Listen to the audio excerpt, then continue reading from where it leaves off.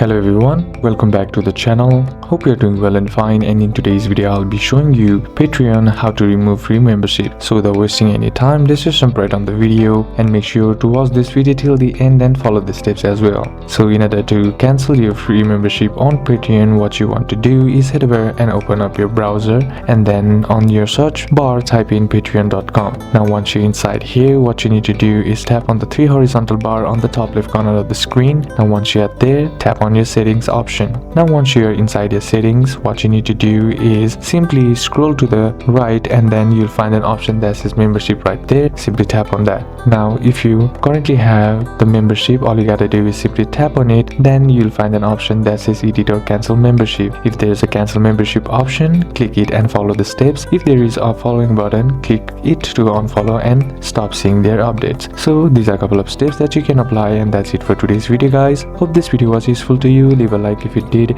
comment down below what the next video should be on, consider subbing to the channel. Thank you for watching. Bye bye.